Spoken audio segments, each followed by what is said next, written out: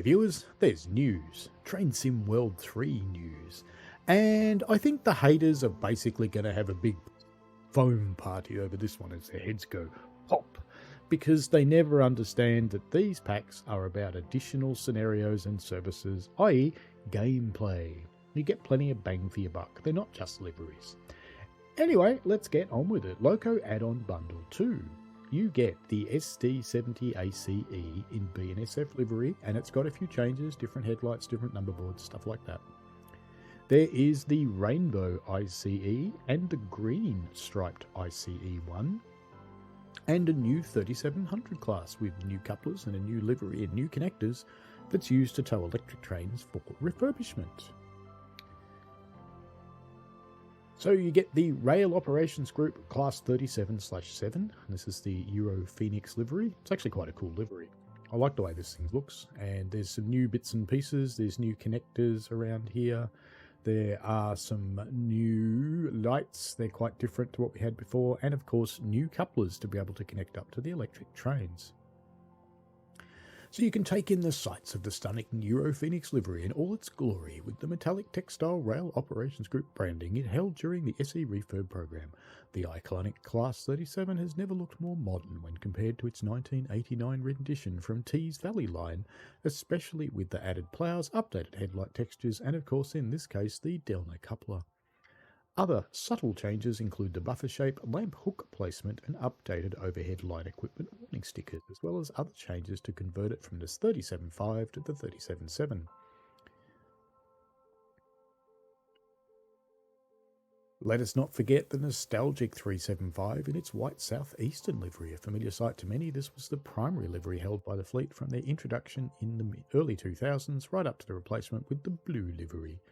Disappearing from the scene in 2018. While this does pull the 2019 timetable back a year, fundamentally they were the same, and the chance to relive the mixed livery era once again is not one to be missed. The white 375 is playable on all existing 375 services in the timetable. There it is, the 375 coupled up to a blue one. While riding the unique dual third rail section from Downfast through Newington, 37594 is seen, still clinging on to its previous guise, forming the lead unit on 1S28 Victoria to Ramsgate. The white livery dates back to the days of Connex Southeastern, later adopted by Southeastern Trains and most recently Southeastern. So, bit of a different colour scheme inside, different marquette, different poles and the like.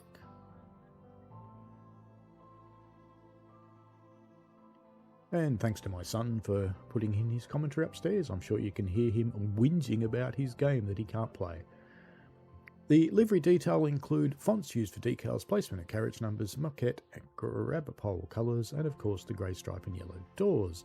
And the SE refurb program took 3 years, relivering 112 trains. That's roughly 50,400 miles worth of trips to Derby and back. In the timetable, you can expect to find 10 services for the Class 37 itself, dragging Class 375s in a variety of formations and locations, inspired by real-world movements of the units. These 10 services have been spread out using the seasonal feature, meaning you will only see certain movements as AI during certain months of the year, much like the RHTT, Rail Tours and Summer Special 465s. There is also one bonus service which additionally requires Northern Trans Pennine, offering an additional helping hand. Here's how the services break down. In Jan-Feb there are 4 playable services. Tonbridge West Yard to Slade Green Depot with a 37 and a blue 375. Slade Green Depot to Tonbridge West Yard with a 37 and white and yellow 375. Derby Litchchurch Lane to Ramsgate Depot, 37 and 2 by blue 375s. Ramsgate Depot to Derby Litchchurch Lane with a 37 by 2 white and yellow 375s, March and April there are 5 playable services. Chaddesden Curve to Ramsgate Depot, 37 and a blue. Ramsgate Depot to Leicester LIP Depot, 37 and a white and yellow. Wembley Reception Sidings to Gillingham Depot, 37 and 2 blues. Yard Prep, 37 and 2 white and yellows. Gillingham Depot to Wembley Reception Sidings with a 37 and 2 white and yellows. In September and October, there's one playable service that also requires you to have NTP. from Derby Litchurch Lane to Ramsgate Depot, which is a 47 and a 37 and one blue 375. I've got strange things going on in my guts. In November and December, there's one playable service, which is a 37 and 3 blue 375s. That'd be quite a long train. Derby Litchurch Lane to Ramsgate Depot. It's describing the 37-800 crawling its way out of Rochester Down Loop, towing a really long train. There's another shot of it towing some white and yellow ones. And here's the double header with the 47 and the 37, which is that one special service that needs NTP. And that one, it says 37s are ever reliable until they aren't, and sometimes an additional loco would step in to assist the dragging units if there was a failure. So that suggests, could there be a failure in a service? That'd be fun.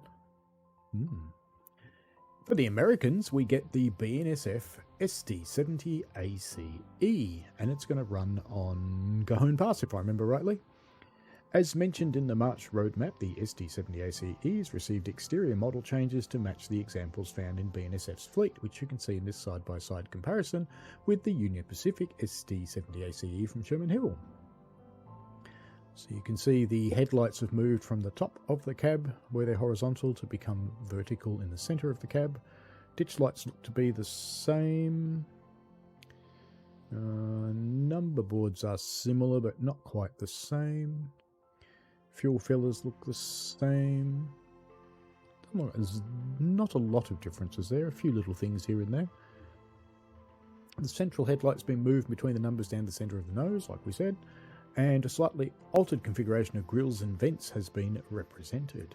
It's often the case that locomotive design varies throughout a production run, be that amends to improve the construction process of final results or the specs of the railroad. You can also see there's this nose thing on the UP that's not actually on the BNSF version. Is here cruising along on Cajon Pass somewhere? Oh, that's the place where I did my intro video from for Cajon Pass, in that little lake. It's quite a cool spot. That was the first good border in Transcend World.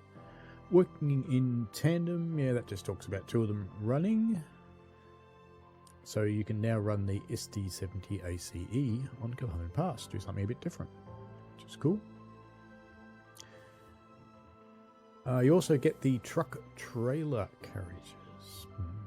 And we have the DBVR for the Germans, 403, ICE3, Railbow. I think I mistakenly said it was an ICE1 at the start. I'm silly, don't mind me. It's the ICE3 Railbow. With a fabulous appearance, naturally it would be fabulous of course, the ICE3 Railbow races its way into Transcend World 3 with the green stripe ICE1 tagging along for the ride. The added splash of colour is good to parade around all German routes with Scenario Designer and for Kassel-Wurzburg both liveries substitute into existing services as well as feature their own scenarios, adding colourful variety to Transcend World 3's longest route. It's the green one. If you picked up Transcend World 3 without Kassel-Wurzburg, this pack can be the perfect way to try out the ICE trains on Training Centre or other routes of your choice to decide if high speed is right for you. There's a lot more to it than meets the eye. The ICE1 is a complex and classic beast. Check out my tutorial. Once enveloped in the grandeur of high speed traffic, there's no going back, especially with liveries as unique as these.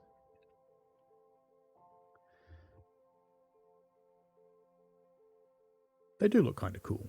These ones are just livery changes. There's no changes to the actual train as far as I know.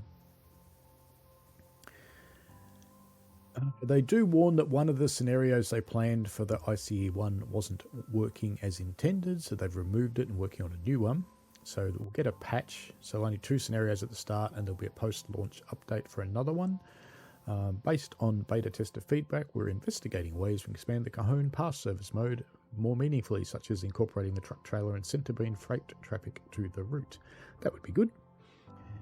I didn't actually beta these ones because there's been so much going on lately that I have had to be a little bit selective. So my first look at these will actually be when I stream them, probably, because I probably won't get time to do it before then, because there is so much going on right now.